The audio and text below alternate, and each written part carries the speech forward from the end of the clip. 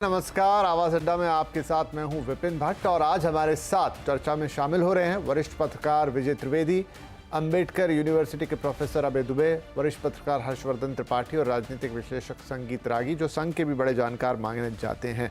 तो रागी साहब, आपसे ही हम शुरुआत करते हैं। जैसा मैंने कहा कि माना जाता है कि आप संघ को बहुत अच्छी तरह से जानते हैं, समझते हैं, तो जो भी भागवत साहब कह रहे हैं, नाम तो वो कभी भी, उनकी जो स्टाइल है, जो शैली है, वो कभी सीधा या नाम लेके नहीं बोलते, लेकिन चुनाव ऐसा लड़े जिसमें मुकाबला नहीं, युद्ध हो ऐसा लगा, संसद में सहमति बनाए, विपक्ष को विरोधी नहीं, प्रतिपक्ष कहें, जो अभी हमने सुना, चुनाव का मुकाबला झूठ पर आधारित ना हो, मर्यादा का पालन करे, अहंकार ना करे, वही सेवक। तो ये जो सारी बातें वो कह रहे हैं, क्या कह रहे हैं इशारों इशारों में? क्या ये बीजेपी और संघ के बीच में किसी तरह की रिफ्ट को दिखाता है?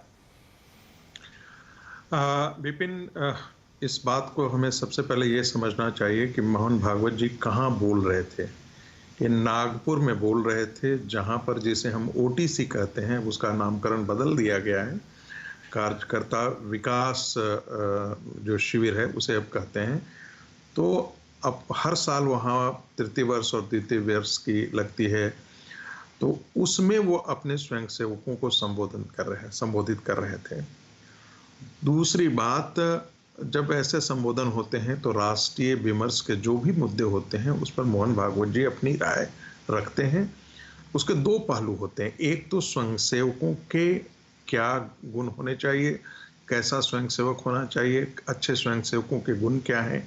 इन सारी बातों पर आप देखेंगे कि जितने भी संघ के बौद्धिक होते हैं उन पर करीब करीब हर प्रचारक या कोई भी व्यक्ति आता है, जब बौद्धिक देने लगता है तो इन बातों का जिक्र करता है, चाहे वो सदाचार का मामला हो, झूठ नहीं बोलने का है, सामान्य जीवन जीने का है, जो दिखावे की जिंदगी ना जीना हो, और सबसे बड़ी बात जो है जिस पर आप जिसे विवाद की आप दृष्टि से देख रहे हैं, बनवासी कल्याण आश्रम जो है वो 44,000 गांवों में काम करता है।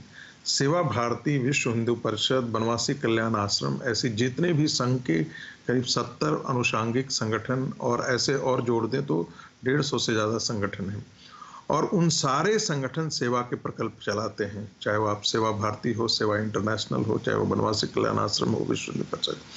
जब आप सेवा भावना से आप जाते हैं, समाज जीवन में जाते हैं, समाज के क्षेत्र में आप काम करते हैं, तो एक स्वयंसेवक का गुण क्या होना चाहिए, इसका वो एक परिप्रेक्ष्य था जिसके अंदर मोहन भागवत जी बात कर रहे थे।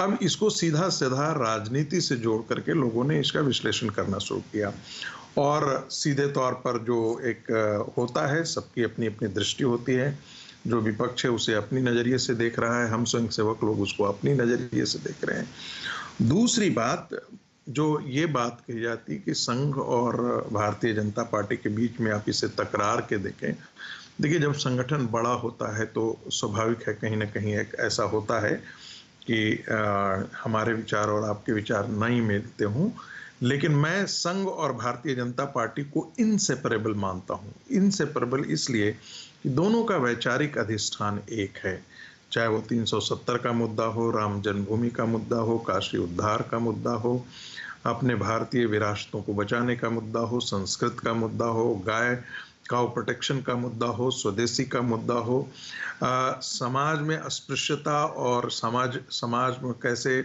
जो जातीय विभेद है इसको खत्म करने का मुद्दा है।